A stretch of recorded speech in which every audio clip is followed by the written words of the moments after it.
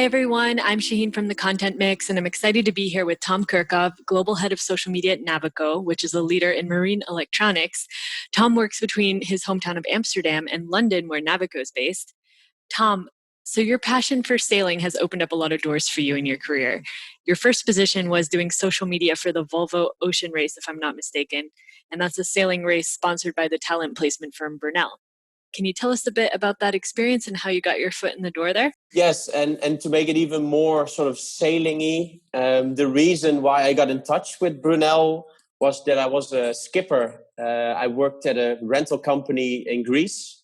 And Brunel is in the end sort of a sales company. They try to place people on projects. And when people perform really well during a year, they get a sort of bonus, in this case, a trip to Greece.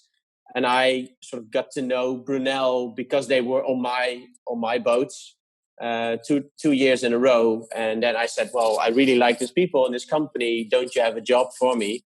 Because at that time I was studying history. The economy was having a very bad time. It was around 2011, 12 or something. So I didn't see a lot of work coming towards me in the history department. So I pursued my options with Brunel, and they said, well, you're a nice guy. We've seen you work as a skipper. We think you're responsible and a team player. Why not? And then pure luck, they started to sponsor the Volvo Ocean Race, and then it sort of all fell into place. And like you rightly pointed out, the sailing part was a big part of it, because if I was a football player, I would never have landed that job, because now I could say, well, I don't know that much about marketing, but I know all about sailing. So if you learn me marketing, I will learn you sailing. But if I had any other passion, then that trade-off would have never worked.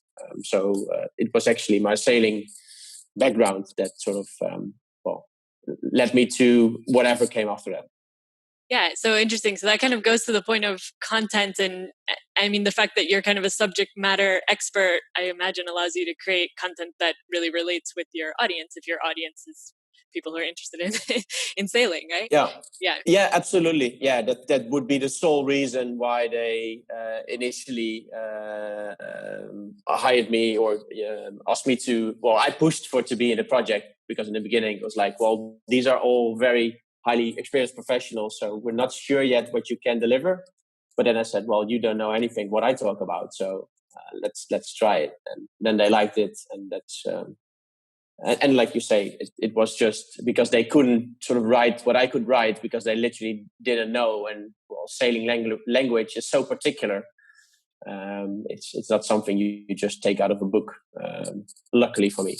Yeah. And so could you tell us how that led to your current work at Navico, and what does Navico do? Can you tell us a bit more about that? Yes, so Navico is a specialist marine electronics company.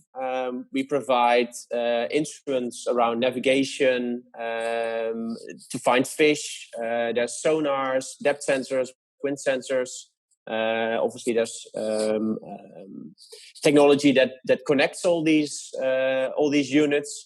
And in the end, we make sure that, let's say, every type of data that's coming from a boat is reflected on the units that we build, and that comes through sensors in all shapes or forms. And we do that for the recreational, but also for commercial marine sectors.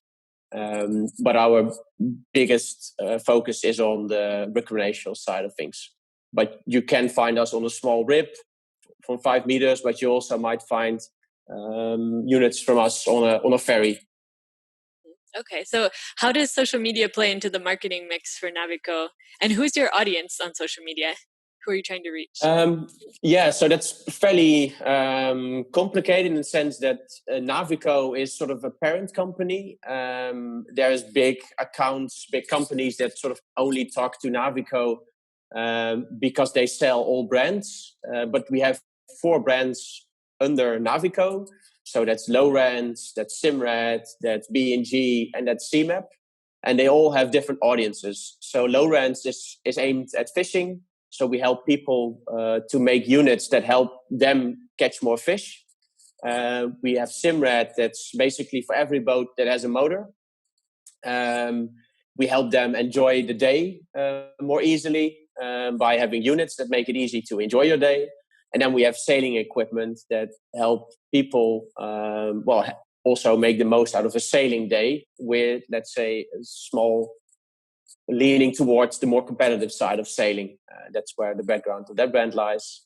And then connected to all those brands is CMAP, because that's the charting side of things. So in all these units, obviously you have charge. It's almost the most important thing on a boat. Know where you're going and know where you shouldn't be going. And CMAP makes the cartography for all these things. And what social does for all these brands is make sure that people know that we exist. And that sounds very straightforward. But for example, this last year, we have seen a huge boom in new people coming to the industry because people have time to spend around the house. So they might go to a lake rather than step on a plane and fly to Greece to rent a boat there. But especially in the United States, which is a very outdoor-focused country, people actually went to lakes. They bought a fishing boat and they want a new kit on their boat. Well, if we're there, we show that we're there, we've got the solutions that they're looking for, then they start considering our brand, obviously, and start buying it. And further down the road, we hope to help them with tips and tricks on how to use the equipment. So we also have a lot of pros and pro staff, as we call them. So people that are very knowledgeable, that can help people or make content to help people be a better angler or sailor or boater. So that's, so basically it's awareness, but also education. I see. So you're kind of reaching all kinds of both like recreational boaters, sailors, as well as like professionals, right? Yes. Yeah. Before this year, I'd say 99% of the focus was on end consumers. Although a lot of what we sell is in the end to what we call customers. So that could be a store that sells our equipment. But now we've started to add B2B to the mix more and more, as well, as we also want to use social media to be able to talk to them, to market them. So that's a switch of focus, if you will. I see. So as head of social media, what's your day-to-day like? That's also it's very broad, obviously, because we've got 4 brands. So the first thing I do is look at numbers. And why I do this, because our company is so regional, as in we are actually we're split up in 3 regions. So APAC, Australia, Pacific Asia Pacific is very important to us. As is the Americas. And whenever I go to sleep, their day starts or is still sort of in the middle of the day. So when I wake up, the first thing I want to do is see what has happened over the course of the last half day or full day, depending on the region. So if there's any, fires or things that I think we should act on, because it could be negative, but it could also be positive. So someone might have posted something that is doing really well. How can we make more of it? Or when something is not going right, I would like to quickly change it because it might be damaging or just costing us money. And from there, I'd say it's very hard to stay the typical day, as I'm working with all these brands, which are also in different phases. So it could be a content meeting, which happens quite regularly. Currently we're working a lot on being smarter with data. So a lot of integration of data and verifying of data. So a big chunk of my time is always going to there. And also reporting. So like I said, we are a very regional company, and we try to make it more global. And with global, we mean as in one way of doing reports, one way of looking at the world, rather than every region having their own. I see. So it sounds like you're managing and you're overseeing the teams that are managing the pages, right? Yes, that's correct. Yeah. So we've got a social manager in every major region, and I'm responsible for them, especially on the performance side of things. Yeah. I see. So you've been working in social media for a while now, I think 7 years or so, right? And so I was curious, Yep. how do you think the role of social media has evolved over the last decade? So when I started, I think it was already seen as something that has had a lot of potential. But I feel it sort of was still seen as like a talented footballer of 18. So it's nice to look at, but we still don't know if he's here to stay or whether he's just had a good day. We're not completely sure what he can bring us. So social media was like something that typically most young people did. And now you can really see that. Also, I have to say, with the view in my company at the moment, you can see that it's a platform which is able to reach the most people possible. It's the most influential and it's the most measurable. Well, that's the way my company values it at the moment, and that goes right up to the board. And actually, even more due to COVID, it's seen as the most important way of reaching people, especially because it's also measurable. So it's the most impactful, most measurable tool we have to engage with people, basically. So the easiest to reach them and to know how valuable the fact is that you reach them. Absolutely. I think like every company has really like grown their teams dedicated to social and put a lot more emphasis on that. It's like you said, it's kind of everything right now. It is the face of your company, right? I wanted to ask you, what's your personal favorite social media platform, and then also which is the most important for Navico?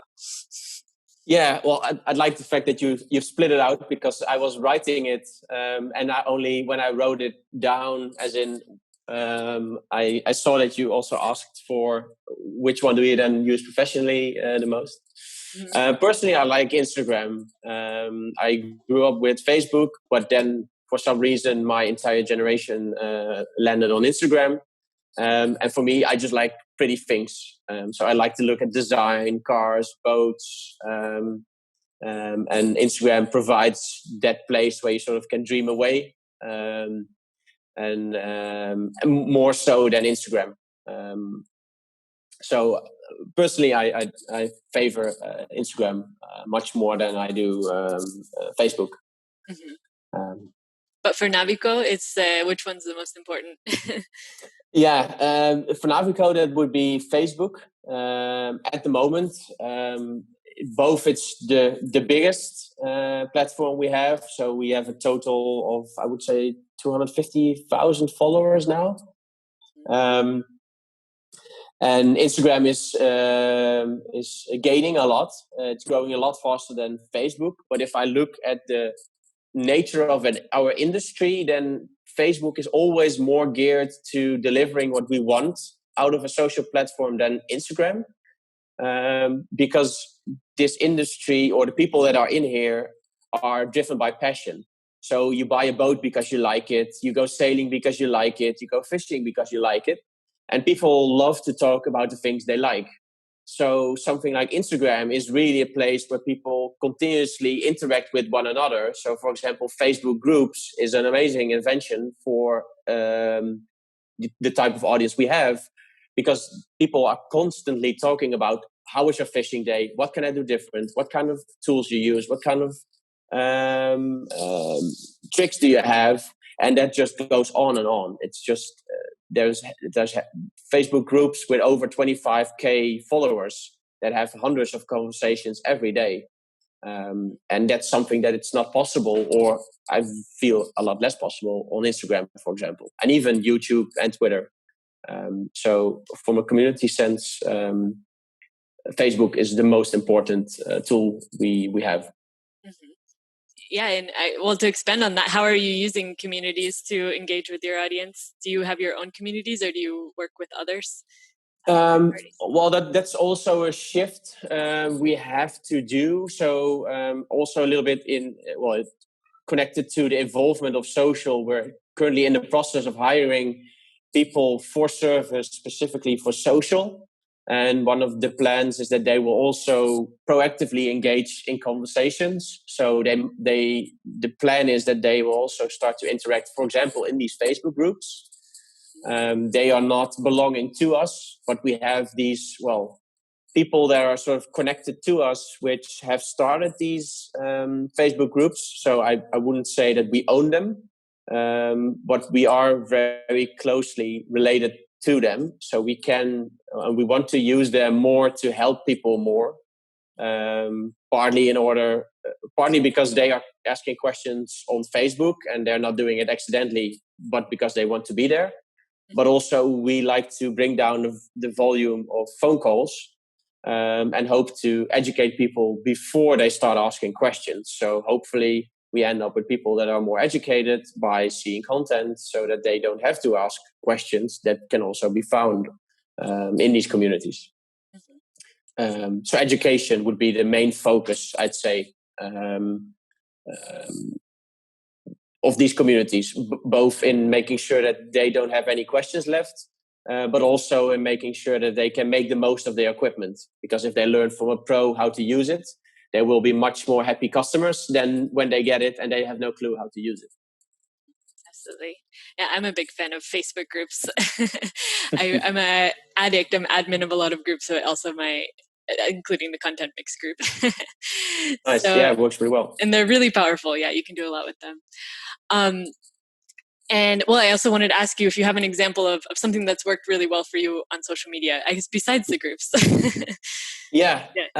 One thing I learned during the Volvo Ocean race is that you quite often sort of just have to give what people want.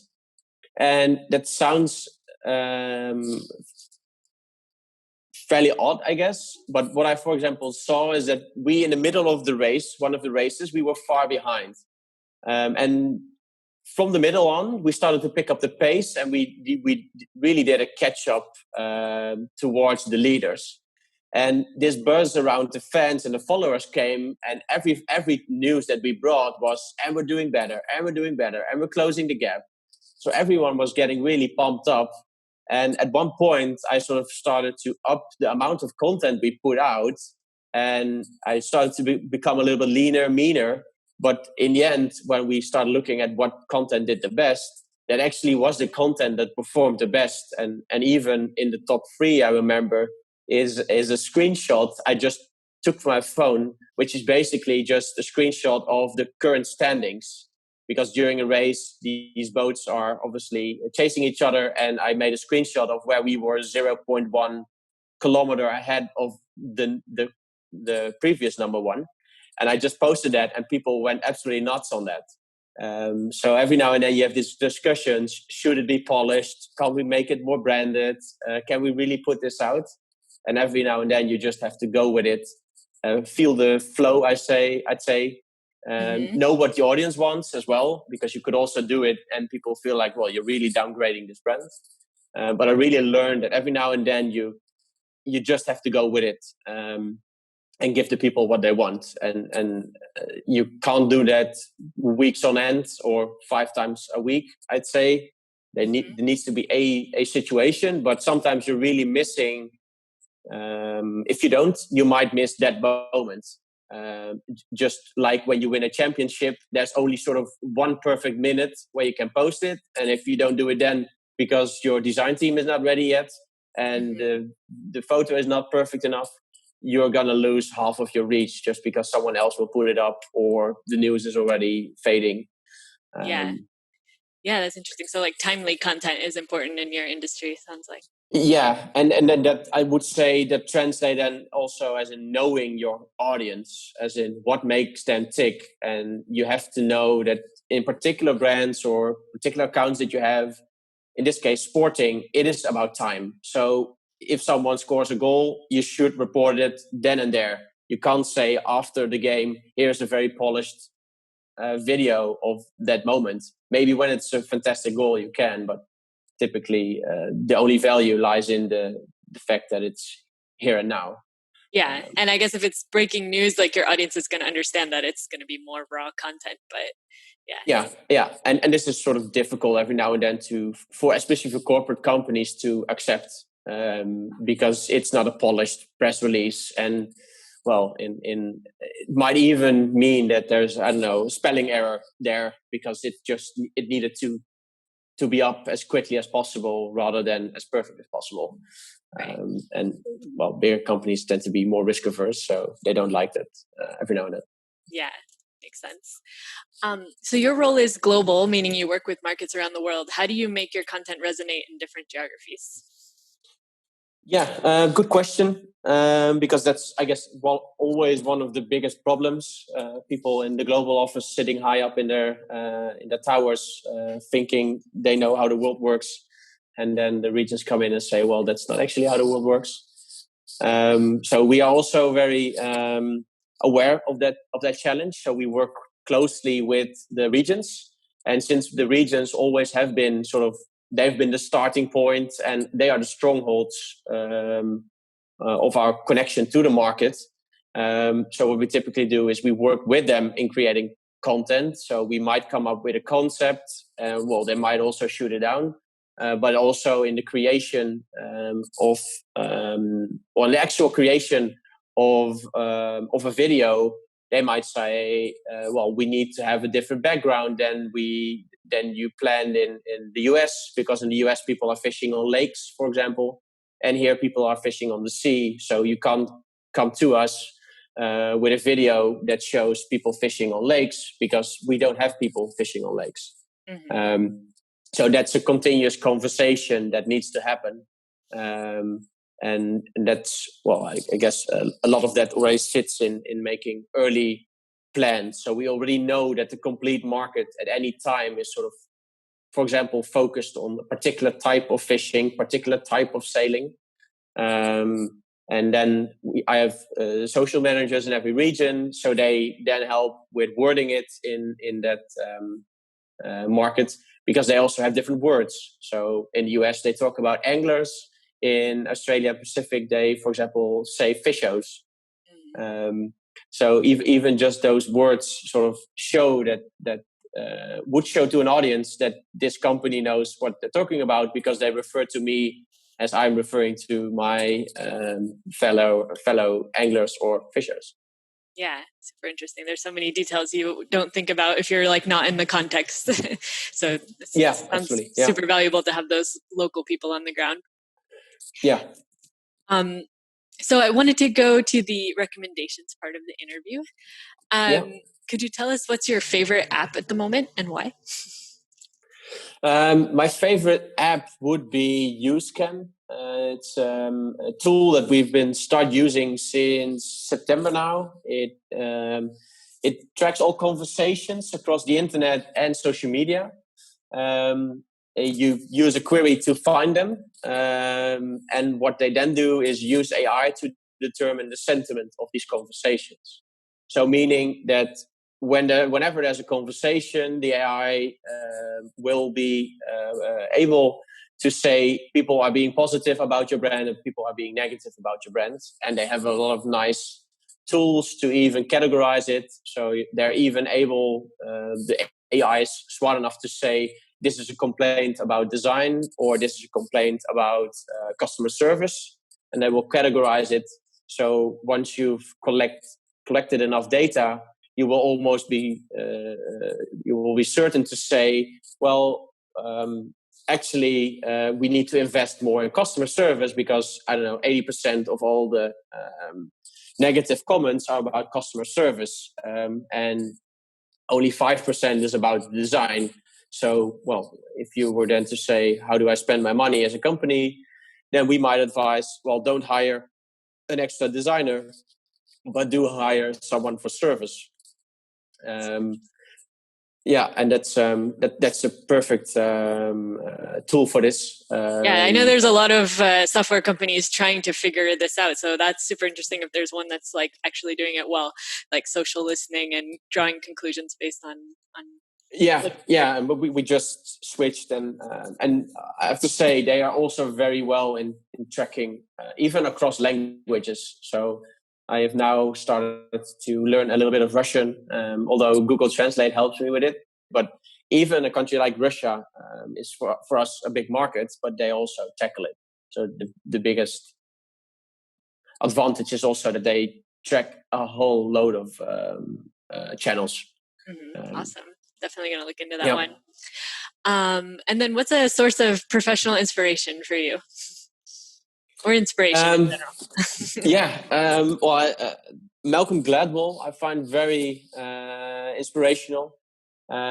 I guess partly because of my background as a historian, and he particularly has a podcast that's called "Things Misunderstood or Overlooked in History," and he really deepens out things that you would have never thought about. So he sort of challenges public opinion. He changes the way you look at certain events. He humanizes particular events in history. And I really like that because he's at any point he's looking at the world differently than most people. So almost even if you don't agree or find it far-fetched or whatever, he always looks at it at a different way. So you always have to stop and think what he's saying because he is bringing forward something that you haven't thought about typically. And I find that very refreshing to provide, let's say, a perspective that, that's new. And in the end, he's pretty scientific, and that's what I like, especially in these times. I like people that have really dug into their research and come up with, dare I say, it's facts, and learn me more. So that's my big inspiration. Cool. Yeah, I'm a fan of Malcolm Gladwell as well. I'll definitely have to check out the podcast. I've read some of his books.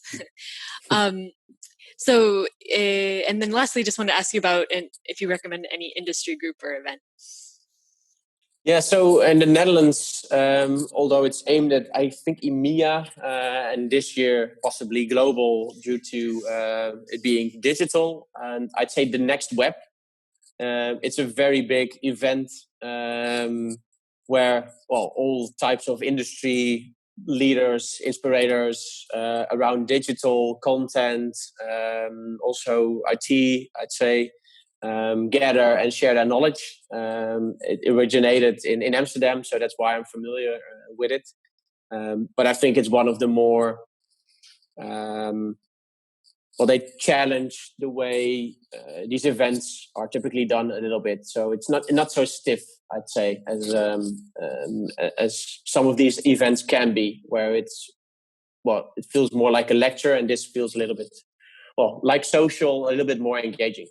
Yeah, they're definitely known all across Europe. I haven't been to the events, but I've heard of them, and they have a great website as well with like news and information, right? So yeah. Yeah, they're sort of supported / driven by one of the biggest marketing agencies in the Netherlands. So I think that helps in sort of bringing their message forward. But I think it's really good organized. Yeah, very cool. So we're reaching the end of the interview, but just wanted to ask you if you have any final parting advice or final takeaways to share with other marketers in Europe. My advice would be make sure that you're always familiar with the latest updates and trends, obviously, because in the end, there's so many people in the company, especially if you work in digital, where people don't understand what's happening. It's going too quickly, and once they have sort of absorbed what has changed, we might be 2 steps ahead. So we have to bring that knowledge typically to the company and say, this is happening now, this is an opportunity. So if you're read up, then you can actually sort of, I would say, lead or influence where a company could be going, at least from a digital perspective. Yeah, absolutely. So that's a great note to end on. Thank you so much, Tom, for sharing your insights with us today. No problem. Thank you for having me. I enjoyed being on your podcast. Yeah, it was our pleasure. And thanks everybody for listening in. For more perspectives on the content marketing industry in Europe, check out thecontentmix.com and keep tuning into the podcast for daily interviews with content experts. See you next time. Bye.